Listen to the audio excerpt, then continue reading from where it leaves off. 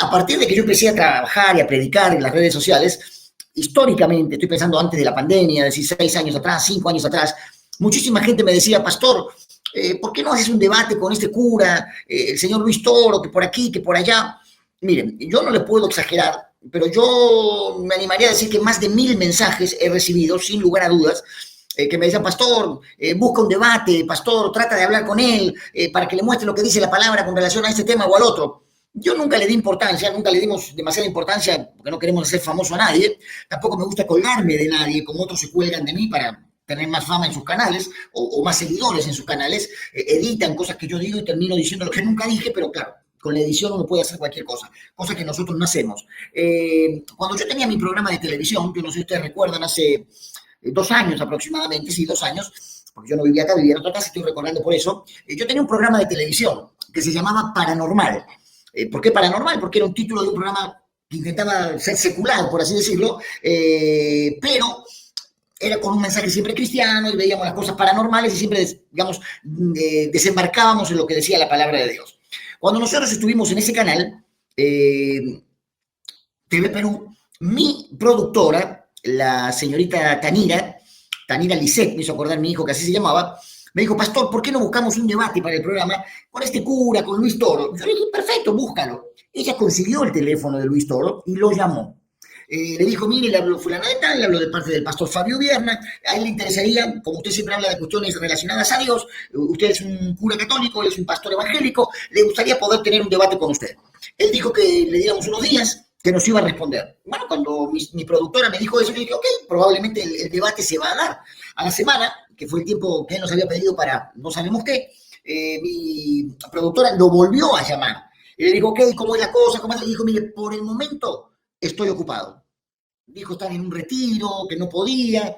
Entonces, a ver, muchos Toro lovers, que hay algunos creo que están hasta enamorados de este señor, me han dicho que por qué no debates con él, por qué no lo buscas. Lo buscamos, y no miento. Si alguien tiene acceso a este señor, recuérdele, hace 2 años, para el programa Paranormal, el pastor Fabio Vierna, le llamó a su asistente Tanira Lisset, y le dijo que no. Lo que nosotros suponemos es que él debe haber buscado parte de nuestra trayectoria en las redes sociales y habrá dicho, no quiero debatir con este señor.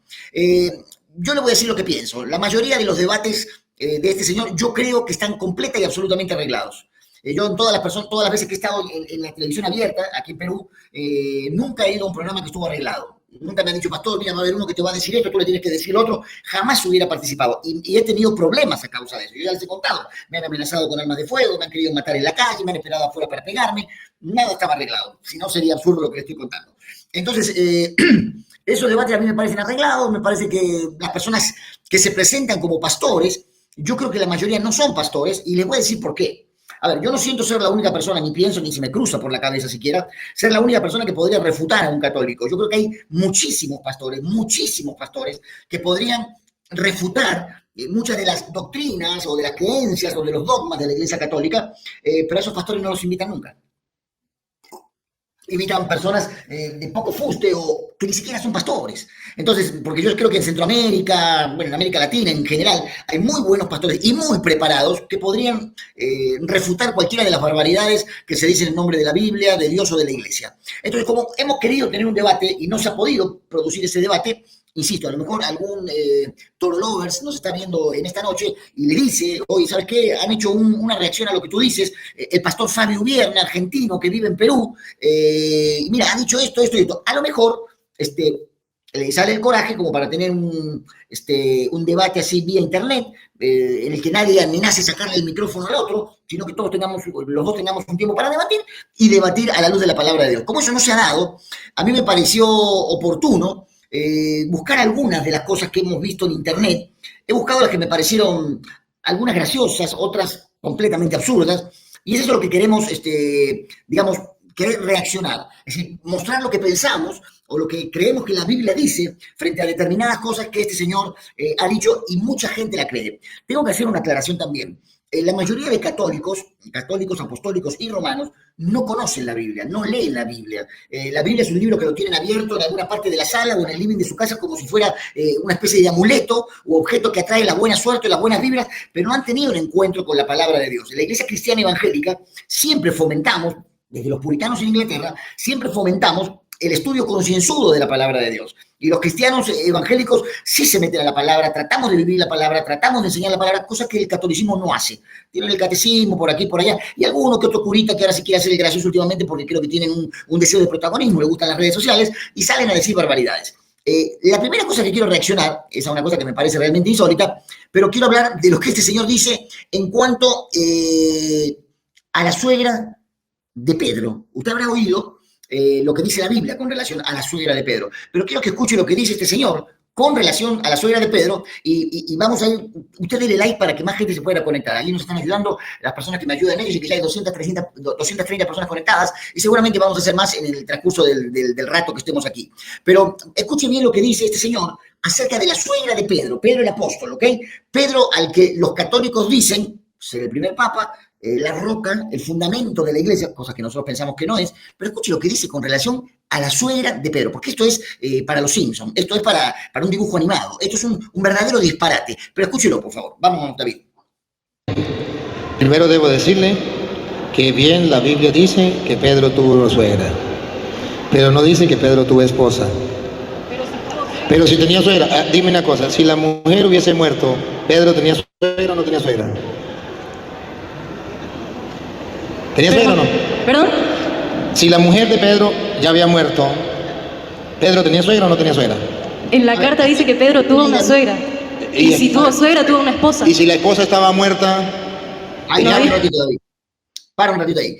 Me llama la atención esto, ¿no es cierto? Que digan, tuvo suegra, pero no tenía esposa. Es imposible, porque, a ver, la relación, o mejor dicho, el parentesco de suegra, es un parentesco, si se quiere, técnico, que tiene que ver con el ámbito civil, pero no es un término ni natural, ni sanguíneo, ni mucho menos. Es imposible que una persona tenga suegra si no está casado. El argumento de este señor y de otros curas que yo he estado viendo también en algunos videos, es que dicen que sí, probablemente en algún momento Pedro tuvo suegra, pero al momento... claro, tuvo suegra y si tuvo suegra tuvo esposa, pero al momento de convertirse en un seguidor de Jesús, Pedro ya era viudo, Pedro ya no tenía a su esposa consigo. Ahora, esto es como decir, sí, tiene un hijo, hablando de una mujer, ¿no es cierto? Sí, tiene un hijo, pero nunca estuvo embarazada, pero es imposible, o sea, si tiene un hijo tiene que haber estado embarazada, si tiene una suegra, tiene que tener una esposa. Yo no tuve suegra hasta que no me casé. Los que son casados aquí saben que uno tiene una suegra o un suegro a partir de que uno se casa, digamos, contrae el vínculo matrimonial con un hombre o con una mujer. Es imposible que una persona no tenga esposa y tenga una suegra. Ahora, quiero que vean lo que dice la Biblia en cuanto a esto de la suegra de Pedro, en Mateo capítulo 8, versículo 14 y 15. Dice, cuando Jesús llegó a la casa de Pedro, vio que la suegra de Pedro estaba en cama y con fiebre. Jesús le tocó la mano y la fiebre le dejó. Entonces ella se levantó y empezó a atenderlo. El argumento de no solamente este señor, sino de otros curas que estuve viendo allí, que defienden la viudez de Pedro, que tampoco la entiendo por qué la defienden, dice que si en la casa de Pedro hubiera estado la esposa hubiera servido a Jesús y no la suegra. A ver un ratito. La que sirve a Jesús en esta ocasión es la que recibió un milagro de Jesús. Y la que recibió un milagro fue la suegra, no fue la esposa. Si hubiera sido la esposa la que recibió el milagro, probablemente la esposa se habría levantado o habría hecho alguna actitud de servicio hacia Jesús. ¿Por qué fue la suegra de Pedro? Porque fue la suegra de Pedro la que fue sanada. Ahora, para que nadie vaya a decir después que pero la palabra suegra, que por aquí, que por allá, la palabra suegra en el griego penserá es la madre de la esposa.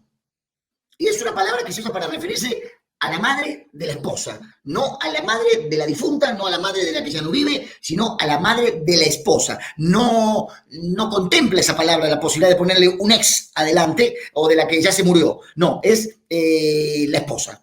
Y esto que quede bien, pero bien claro. Sigamos escuchando un poquito el video. Lánzalo, David. ¿En dónde dice? Ajá, esto es lo que yo quiero. ¿Por qué si Pedro tuvo esposa? ¿Por qué en ninguna parte dice que Pedro tuvo esposa? ¿Por qué no nunca dice Pedro estaba con la esposa y los hijos? ¿Por qué? Bueno, esa es la pregunta. Está bien.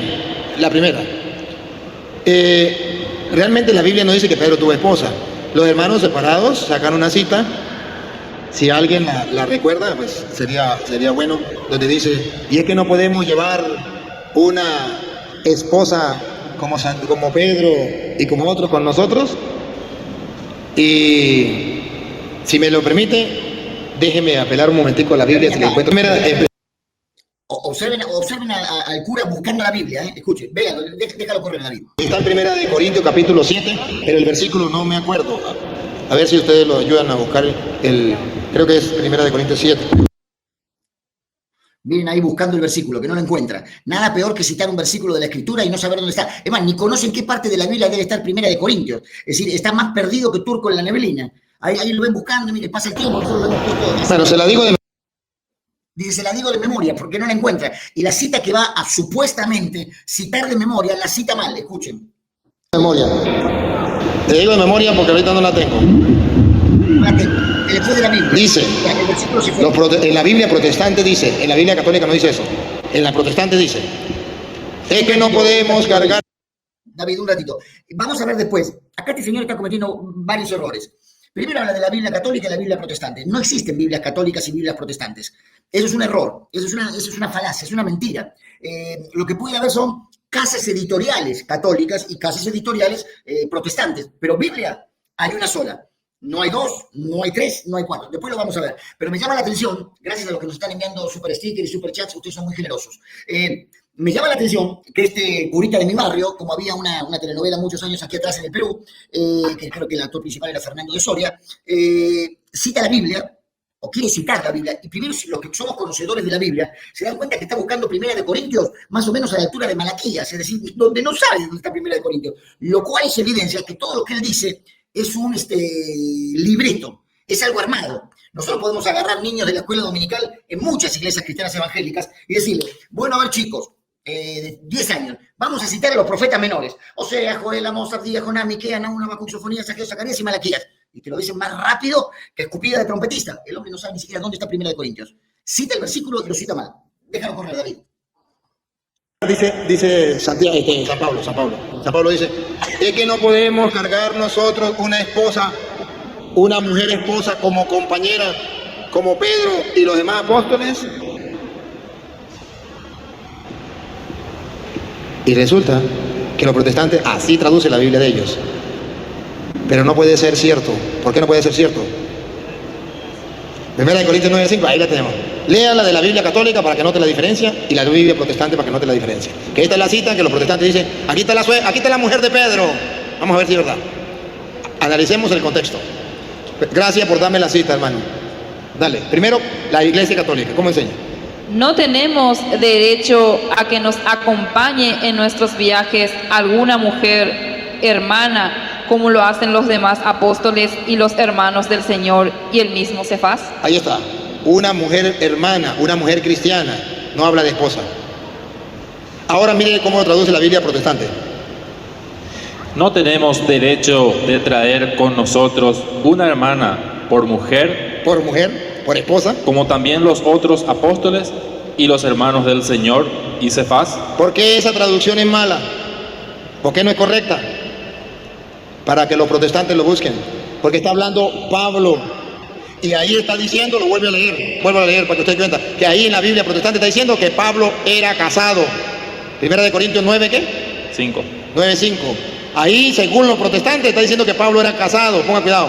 No tenemos derecho de traer con nosotros. O sea que Pablo llevaba con él una hermana por mujer. Pablo llevaba una esposa con él. No dice la Biblia eso, porque versículos anteriores, capítulo 7. Detén ahí, porque acá tenemos que aclarar un par de temas. Número uno, como veo que algunas personas están poniendo aquí en los comentarios, ¿cuál sería el problema de tener una esposa? Ninguno.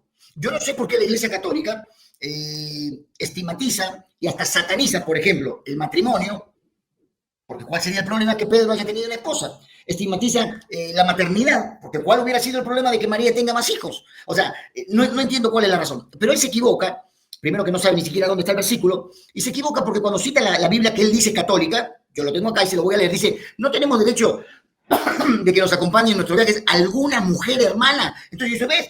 No era su esposa, era una mujer hermana. Es como que yo le dijera a una hermana de la iglesia, siendo yo viudo, hermanita querida, acompáñanos en este viaje misionero. Eso es lo que él sugiere. Pero dice la Biblia protestante, la mal traducida, la incorrecta, la pecaminosa, dice, no tenemos derecho de traer con nosotros una hermana por mujer, entonces vamos a dejar de lado por un momento Biblia católica, Biblia evangélica, y vamos a ir al griego. ¿Qué les parece? En el versículo, ustedes pueden buscar en un interlineal griego-español y van a confirmar lo que yo les estoy diciendo. La palabra mujer, que está traducida, de la cual tanto católicos como protestantes traducen este versículo al español, la palabra que ponen para mujer es la palabra guné. Escuchen, guné. Y significa específicamente esposa. No es una mujer hermana. Es una esposa, como los hermanos del Señor y el mismo Pedro. Se le acabó el falso argumento, que Biblia protestante, que Biblia católica, que los hermanos separados. Él trata de distraer con esas cosas de que hermanitos separados, que por acá, que por allá, que la Biblia protestante, que la Biblia fraudulenta. Y no estamos hablando ahora ni de Biblia protestante, ni estamos hablando de Biblia fraudulenta. Estamos yendo al idioma original. Guné significa esposa. No significa ninguna otra cosa. Así que hay que dejar de engañar a la gente. Terminemos de ver el video y tengo más para decir de este asunto. Versículo 7, Pablo dice que él es soltero, que no tiene esposa. Entonces no puede decir que Pablo cargaba una esposa como la cargaba Pedro. Eso se llama malinterpretar las escrituras y torcerlas. A ver, nosotros como cristianos no malinterpretamos las escrituras ni las torcemos. Yo más bien creo que la mayoría de católicos, y este señor no es la excepción, distorsionan sí el texto sagrado para hacerle decir lo que ellos quieren a su propia conveniencia. Fíjense qué interesante, porque cuando algunos católicos nos quieren acusar a nosotros los cristianos evangélicos o protestantes, como ellos les dicen, que no tenemos ningún problema con el término, por cierto, ¿no? Agradecemos a Dios por la reforma protestante, agradecemos que Dios... nosotros no somos los hermanos separados según ellos porque nosotros nos quisimos separar. A Lutero le hicieron lo que hacen las mafias. Cuando tú a la mafia le dejas de servir, cuando tú a la mafia le dejas de ser útil, ¿qué te hace la mafia? Te limpia, te limpia. ¿Qué hicieron con Lutero? Lo excomulgaron, lo llamaron a la dieta de Worm para que él se contradiga de todo lo que había dicho. Y él dijo, de ninguna manera, salvo que ustedes me demuestren con las escrituras que lo que yo estoy diciendo es una falacia y una mentira. Y lo excomulgaron. Él no decidió separarse. Él no tenía en la mente formar una iglesia nueva. Él lo que tenía en su corazón, en su mente, era que la iglesia dejara de predicar patrañas. En esa época había un señor que se llamaba Tetzel, que era el que iba por toda Europa cobrando indulgencias para la iglesia de Roma. Y ellos decían, Tetzel, esto pueden googlearlo cualquiera de ustedes, católicos, protestantes, cualquiera puede googlear eso, Tetzel. ¿Qué decía Tetzel? Que tan pronto como caía la moneda en el arca de la iglesia católica, las almas eran libradas del purgatorio, sinvergüenzas, ladrones.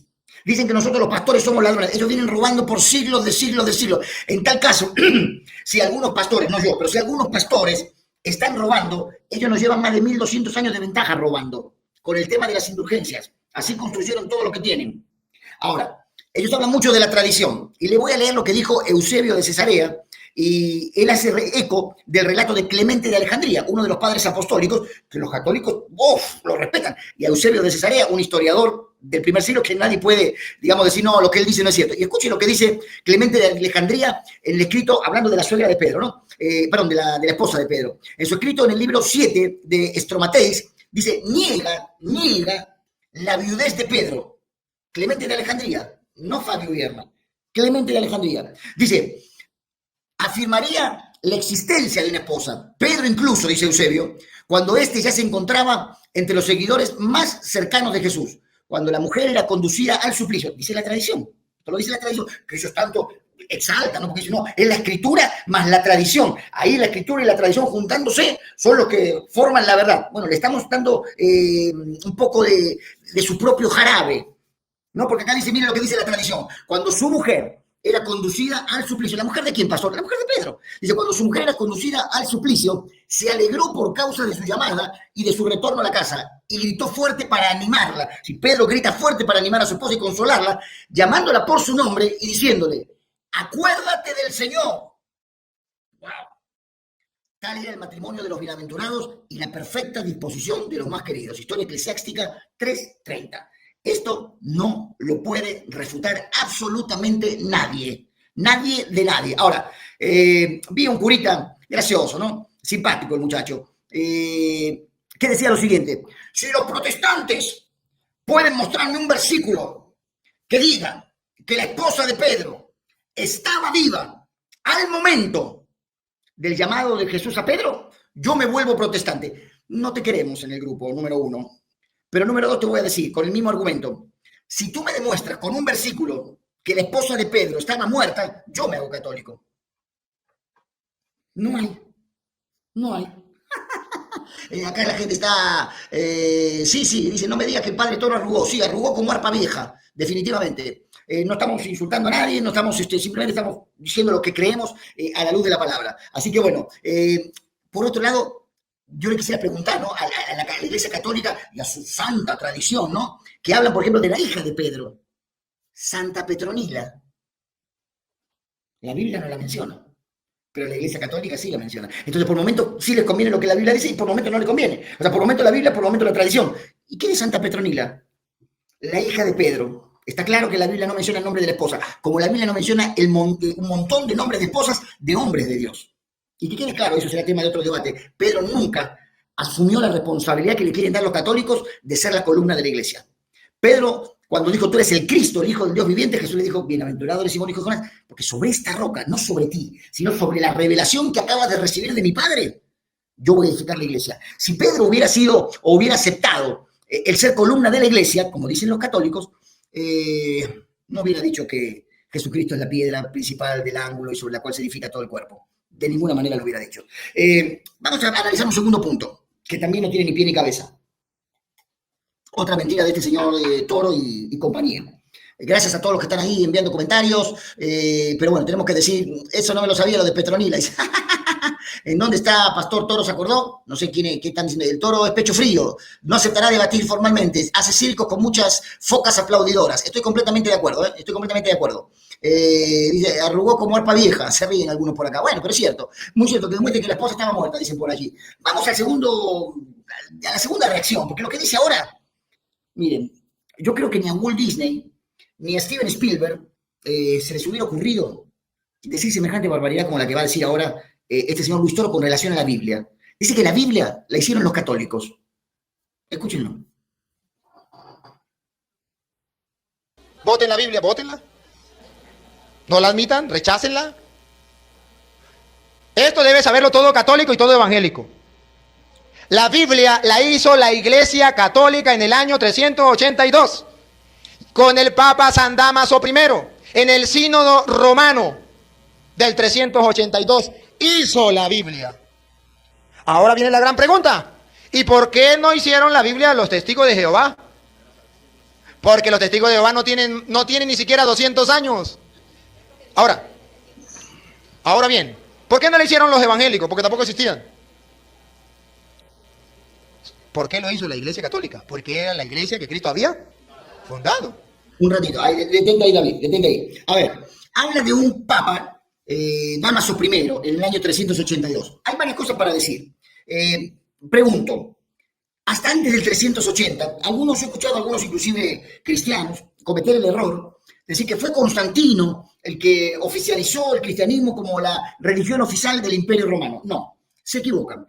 Constantino tenía que librar una batalla con una puja de emperadores en Roma y estaba Constantino por un lado y Magencio estaba por el otro lado. Se tenían que enfrentar en un lugar sobre el río Milvio. Constantino se sabía en inferioridad de condiciones frente a Magencio. Y dice la historia, la tradición, como le gusta a los católicos, que Constantino salió a orar. Vaya a saber a qué Dios, de tantos que había ahí en el Olimpo romano. No se olviden, por otro lado, que los emperadores, los generales, la gente poderosa romana adoraban al dios Mitra, el mitraísmo, de donde viene toda la idea de la Santa Misa y de la Eucaristía, que es un culto al diablo, pero desde el principio hasta el final. Un día vamos a hablar de eso. Pero en ese año, Constantino sale a pelear con Magencio y dice que ve en el cielo la señal de la cruz, una cruz, y escrito en latín alrededor de la cruz que decía, en esta señal venceréis. Entonces sale a pelear con Magencio y gana la batalla. Vuelve a Roma en el año 313 y promulga el edicto de tolerancia. ¿Qué cosa es el edicto de tolerancia? Un edicto al que a partir de ahora se toleraba que en Roma se profesaran todos los credos, las fe, incluyendo el cristianismo, y que se dejara de perseguir al cristianismo. Recién fue el emperador Teodosio I, en el año 379, dicen algunos, o 380, que promulga el famoso edicto de Tesalónica, mediante el cual convierte al cristianismo en la religión oficial de Roma. Pregunto, ¿De dónde salen los católicos con la patraña de que la Iglesia Católica comenzó con Jesucristo hablando con Pedro? Si recién en el año 380, Teodosio el Grande, promulga el edicto de Tesalónica y dice, bueno, a partir de hoy, todo individuo que nazca a la sombra del Imperio Romano es cristiano. Y nombra a la iglesia cristiana como la iglesia universal. Para él la palabra católica significa universal. ¿Por qué? Porque era el imperio que reinaba. Valga la redundancia, era el imperio que imperaba. Entonces, dice, no, a partir de ahora todos los nacidos en el Imperio Romano son cristianos. La pregunta es, ¿a dónde estaba la iglesia católica antes de eso? ¿A dónde? ¿A dónde? ¿En qué parte de la historia podemos leer eso? Dice, cita mal a Dámaso I, porque sí es cierto que aparece Dámaso I en el año 382, pero antes de Dámaso I existía lo que se llamaba el canon de Atanasio de Alejandría, en el que ya Atanasio había hablado de 27 libros en el Nuevo Testamento, tal y como nosotros los tenemos hoy. Ahora, Atanasio, como un principal dirigente eclesiástico que era de aquella época, le dijo a sus obispos y a todo el pueblo que él regía, el canon del Nuevo Testamento consiste solamente de 27 libros. Fue antes de Dámaso. Dámaso dice de año 382. Es decir, fue antes inclusive que Teodosio nombrara a la iglesia cristiana o a los cristianos como la religión oficial del Imperio Romano. Entonces, no es cierto lo que dice este señor. Lo que pasa es que a río revuelto ganancia de pescadores, y en el país de los ciegos el tuerto es rey. Cuando hay un pueblo que desconoce las verdades de la Biblia, de la palabra de Dios, bueno, cualquiera sale a decir cualquier cosa. Ahora, Dámaso probablemente, posiblemente, fue el que unificó esos textos que ya Atanasio había juntado y le dio curso y encarga que se junte y que se traduzca por primera vez la Biblia del griego al latín. La gente hablaba griego, también hablaba el latín, pero el latín era el idioma del vulgo, del pueblo, y ahí sale la famosa Vulgata Latina. Pero tenemos que ser honestos con esto. Este señor dice que la Biblia la hicieron los católicos. Tenemos que aclarar lo siguiente. Número uno, todo el Antiguo Testamento, que son 39 libros, nada tuvo que ver la Iglesia Católica. No lo juntó, no los escribió, no los recopiló. Así que es mentira que la Biblia la hicieron los católicos. De ninguna manera. Porque acuérdense que Esdras, por ejemplo, fue uno de los que compiló la mayoría de libros del Antiguo Testamento. Y para los tiempos de Jesús ya existía la Tanaj, existía la ley, los profetas, no existía el catolicismo romano. Entonces es una mentira decir que la Iglesia Católica hizo la Biblia. Ustedes deben recordar que en tiempos de Ptolomeo II, un rey griego, él manda y quiere tener una traducción de los libros de la sabiduría hebrea, que era toda la Tanaj, todo el Antiguo Testamento que nosotros conocemos, que estaba en hebreo, y quiere que le hagan una traducción al griego. Entonces, ¿qué hace Ptolomeo? Manda a traer 72 judíos, que dicen algunos que en 72 días tradujeron toda la Biblia, todo el Antiguo Testamento, perdón, del hebreo al griego. Esa traducción del hebreo al griego, que la hicieron los judíos por mandato de un griego, no tuvieron nada que ver los católicos, papito. No te engañes. Ahora, si te quieres engañar, engáñate. Si quieres engañar a algún perejil que ande dando vueltas por ahí, también puedes hacerlo. Pero nada tiene que ver la Iglesia Católica con eso, absolutamente nada. Toda la Biblia, todos los escritos que se leían, cuando uso la Biblia me estoy refiriendo específicamente a la parte del Antiguo Testamento en este punto, que se leían en los tiempos de Jesús, eran la Septuaginta. Era esa traducción griega del hebreo que habían dicho estos 72 ancianos por pedido cultural inclusive de Ptolomeo II, porque lo quería tener en la biblioteca de Alejandría. Entonces, miren, Esdras, la Septuaginta, con Ptolomeo, ¿qué tiene que ver la Iglesia Católica ahí? La Iglesia Católica va a aparecer muchos años después, muchísimos años después. Ahora, en el tiempo del Nuevo Testamento, como les dije, la Septuaginta era lo que más se usaba, era lo que se leía, era lo que circulaba por todos lados. Entonces, no es cierto que fue San Dámaso I, como este señor dice. Terminemos de ver las cosas que dice este señor. Ahora bien, si la iglesia que Cristo fundó, la iglesia católica que hizo la Biblia, con el Papa San Dámaso I, hizo la Biblia y le dijo al mundo que eso era palabra de Dios. Y si era el Papa la bestia y si la iglesia era la gran prostituta, ¿por qué los evangélicos le creyeron? ¿No le parece una contradicción? Debería ser algo lógico. El Papa es la bestia, la iglesia... Ahí. Nosotros los evangélicos, bueno, yo voy a hablar por mí en este punto. Yo no creo que el Papa sea la bestia. Creo que han habido papas que han sido bestias en cuanto a sus resoluciones, a sus decisiones y a las cosas que han promovido, como la Santa Inquisición, la persecución de mucha gente a la que acusaban de brujos, de hechiceros, y eran cristianos llenos del Espíritu Santo. Pero punto y aparte, tampoco creo que la Iglesia Católica sea la gran ramera. Lo que yo creo es que la gran ramera es el concilio ecuménico de todas las religiones que van a servir como apoyo espiritual o como la religión del anticristo, que sí va a estar capitaneado sí va a estar dirigido, sí va a estar coordinado por la Iglesia Católica, Apostólica y Romana. Entonces, la pregunta es, si él dice, si los protestantes, los hermanos separados aceptan, ¿y ellos por qué aceptaron del judaísmo? ¿Por qué no inventaron un Antiguo Testamento católico hecho por ellos? Porque nada tuvieron que ver con eso. Es más, no pueden decir que nosotros hicimos, porque los que hicieron la Biblia, en tal caso, fueron los que la escribieron. Fueron los que la escribieron. Yo puedo agarrar y decir, yo compilé los muebles que están acá, pero yo no puedo decir que yo los hice. Yo los junté, los puse en aquel rincón, pero no puedo decir que yo soy el autor de ellos y con eso querer darme una autoridad que en realidad no tengo. Terminemos de ver esta parte. Iglesia, la gran prostituta, la Biblia, votémosla. Votémosla, porque la Biblia es la mamá, el papá es la Biblia es la hija de la gran prostituta y la gran bestia. Además dice la Sagrada Escritura, ningún árbol malo puede dar frutos, el árbol se conoce por su fruto. Díganme, ¿este es bueno o malo? Ahí nomás. Quiero responderle a uno que está acá, es gracioso, ¿no? Dice, ¿cuántas iglesias fundó Cristo? Responde con mucha C. Una sola iglesia fundó Cristo. Pero para tu information, no es la Iglesia Católica, Apostólica y Romana, tampoco es la Iglesia Protestante. La iglesia que fundó Cristo es su cuerpo. Lee el Nuevo Testamento, probablemente no hayas leído el Nuevo Testamento. La iglesia es el cuerpo de Cristo. ¿Qué iglesia fundó Cristo? La iglesia que es su cuerpo, de la cual él es la cabeza. Cuerpo y cabeza. Esa es la iglesia que fundó Cristo, definitivamente. Y que quede claro esto, Cristo no fundó la Iglesia Católica, Apostólica y Romana. Y en nombre de esa iglesia, ni hablamos la cantidad de cosas, que se han hecho a lo largo de la historia, ¿no? Sigamos escuchando hasta que termine esta parte. Bueno. Ahora bien, cuando un católico sabe quién hizo la Biblia, no se deja engañar. No se deja engañar. Lo que pasa es que los católicos, por pereza, no han querido estudiar. Y los evangélicos, tampoco. Bueno, papito, habla por ti. Que los católicos se hagan cargo de lo que él acaba de decir. Los católicos no han querido estudiar. Y yo digo sí, lamentablemente sí. Pero los cristianos evangélicos sí estudiamos la Biblia.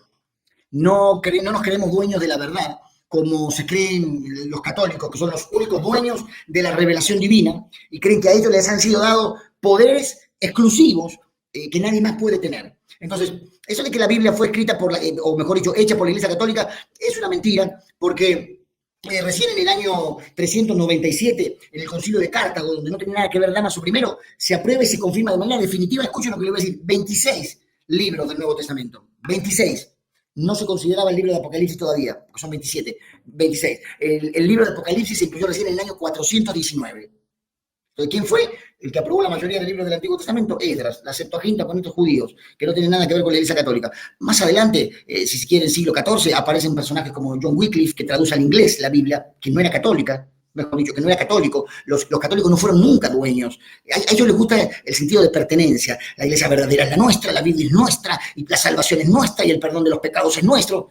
Y Dios nos libre de tanta soberbia. Recién en el año 1445, en la empresa de Gutenberg, se imprime por primera vez, de manera, digamos, más industrial, la Biblia. Y era nada más y nada menos que una versión de la Vulgata. Stephen Langton, mucho más adelante todavía, separa la Biblia en capítulos. Y también más adelante, en el siglo XVI, Santo Pagnino y Robert Etienne, que no era uno de ellos católico, la dividen en versículos.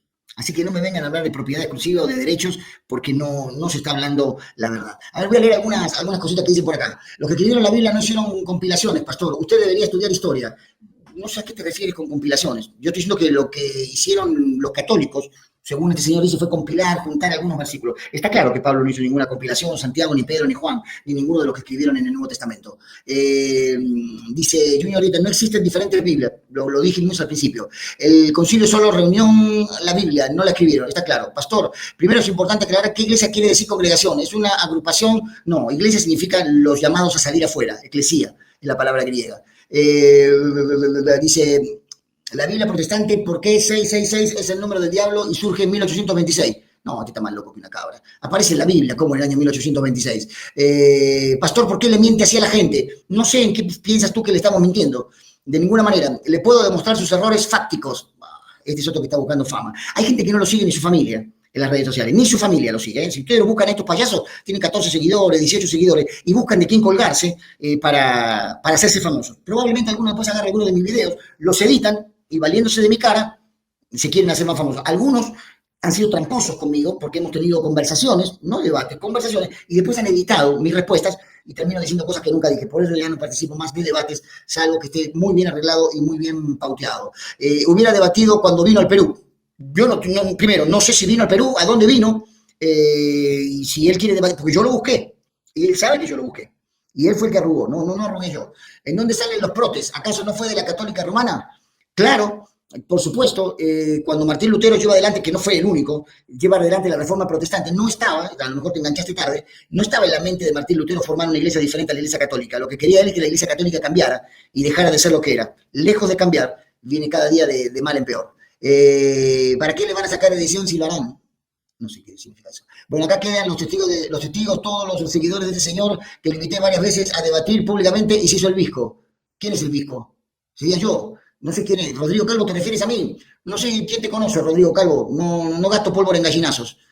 Doña Cata, es necesario obedecer a Dios antes que al hombre. Perfecto. Vino y un bravo de la Asamblea de Dios le hizo frente. Ah, qué bueno. Sí, pues, pobrecito, nadie sigue a los testigos de la fe. Es argentino y de Boca tenía que ser.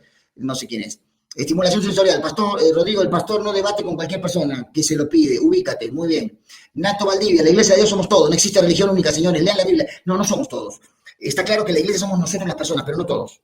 No todos.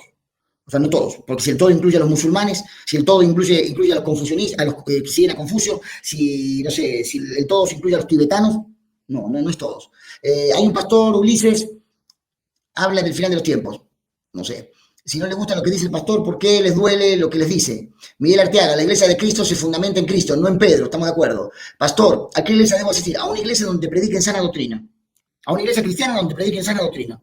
Donde no te vengan con cosas raras, donde no estén detrás de tu dinero, donde te enseñen la palabra de Dios tal y como la palabra de Dios nos enseña. Dice, el señor Toro debate con personas de bajo entendimiento. Estoy de acuerdo. Pastor, he tenido una epifanía. Bueno.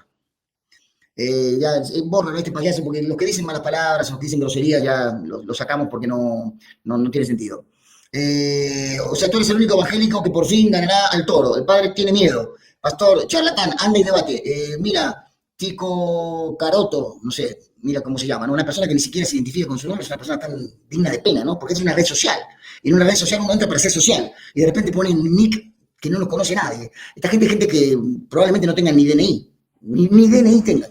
Pero se hacen los guapos si quieren debatir. Siempre hay gente que hace comentarios sin sentidos. Rodrigo Calvo, vete a dormir. Católicos groseros, dicen por ahí. Es que cuando uno se siente que lo que le han enseñado siempre es una mentira, a uno no le gusta. No le gusta, definitivamente. Carlos Mato, demuestra que no eres mentiroso. No sé si me lo estás preguntando a mí, no, yo no miento. Lo cual no quiere decir que no haya dicho mentiras. Si tú estás hablando de la mentira como una práctica de pecado, no lo hago. Definitivamente no lo hago. Pastor, por favor, si se acuerda un debate con el padrecito, trate que sea neutral, por supuesto. No me voy a ir a debatir con él a una parroquia donde tenga toda la hinchada a favor de él. Tonto no soy.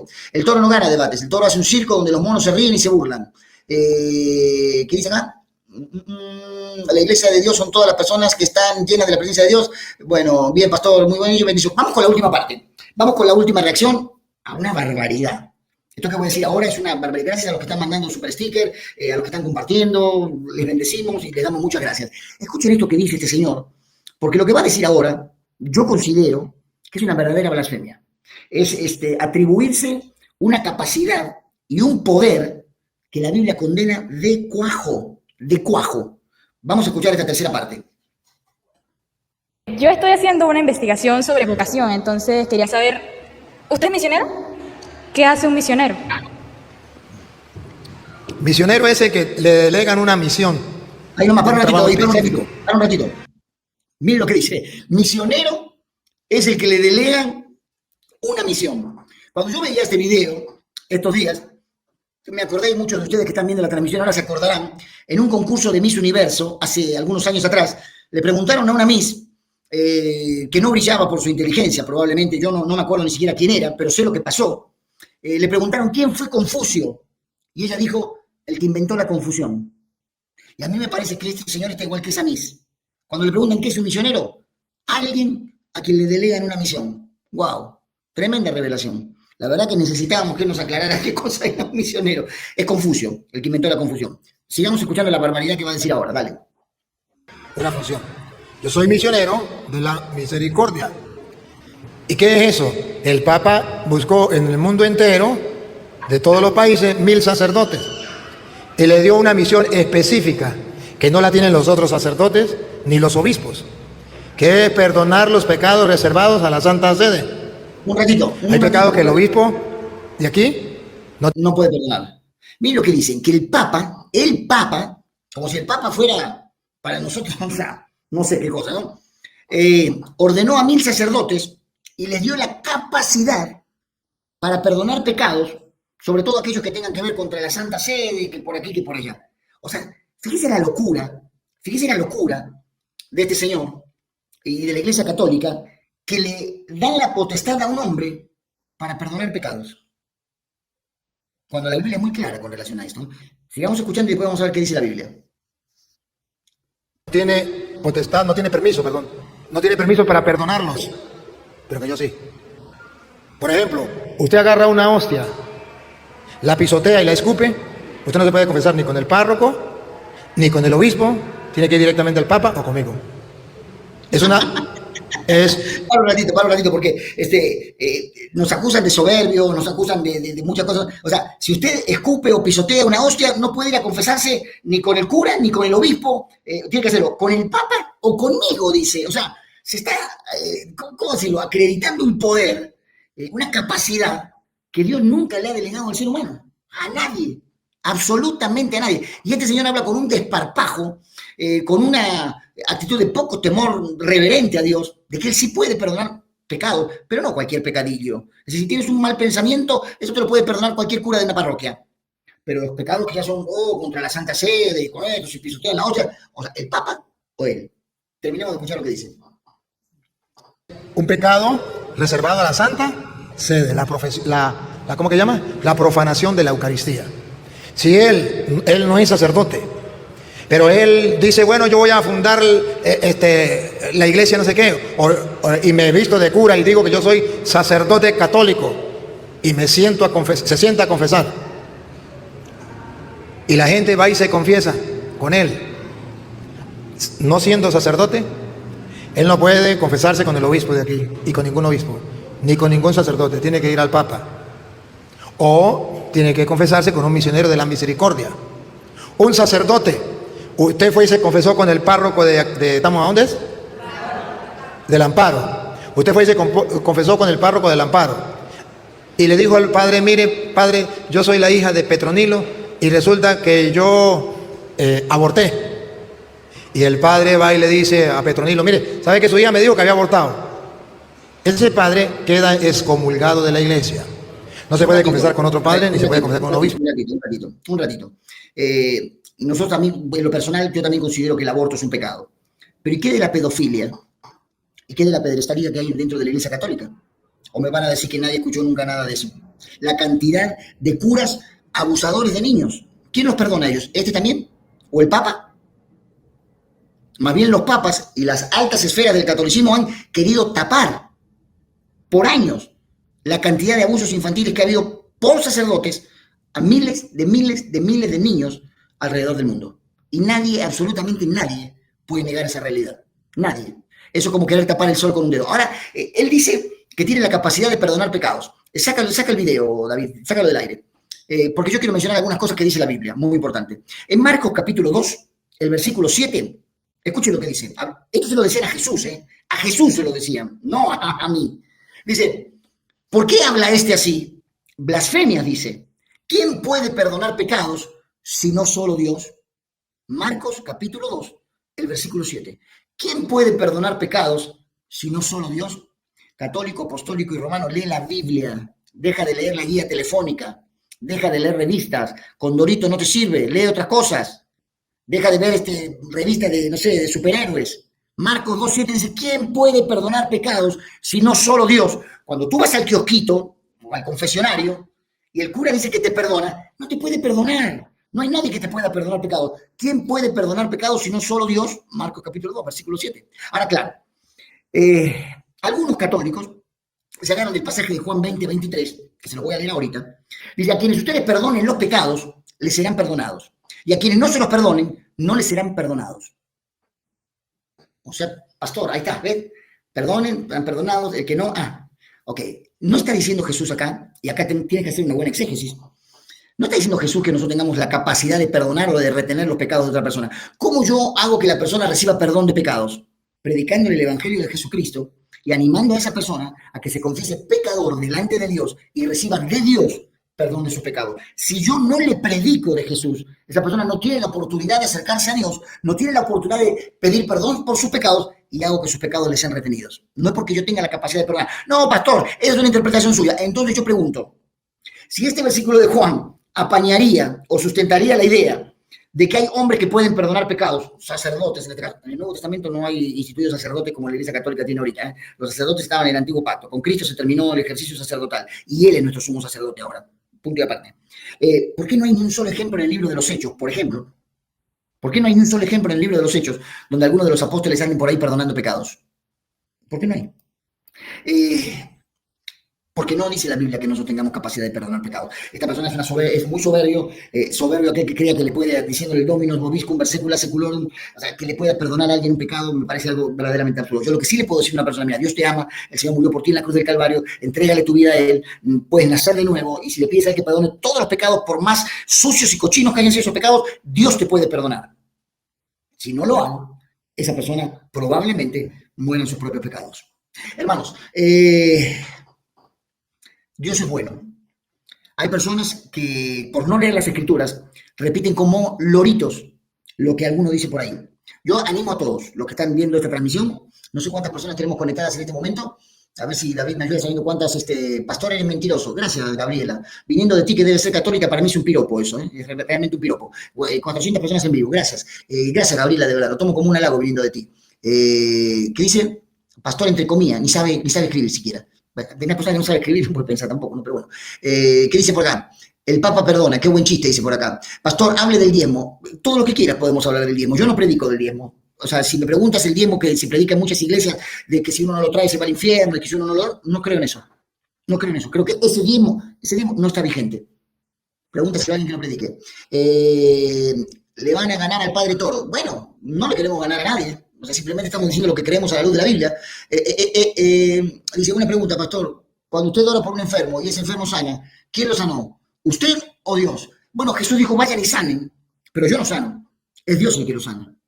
¿Cómo voy a sanar yo? Si yo tuviera el poder para sanar, o sea, me voy mañana al hospital de neoplásicas aquí en San Borja y sano a todos los niños enfermos de cáncer. Yo puedo orar para que Dios lo haga si Él quiere, pero no puedo forzar la mano de Dios de ninguna manera. Salen con lo del diezmo en vez de aprender. Bueno, la gente dice cualquier cosa, pero hay que dejarlo tranquilo. Pastor, ¿cómo puedo estudiar teología? Entra a algún seminario, algún instituto bíblico, a alguna iglesia local donde se enseñe la Biblia, la palabra de Dios. Los católicos no soportan la verdad. No, por supuesto, porque no les gusta la verdad. Yo voy a decir algo que creo de todo mi corazón. Lo he dicho en televisión abierta. Imagínense que decirlo en mi canal de YouTube para mí no significa absolutamente nada.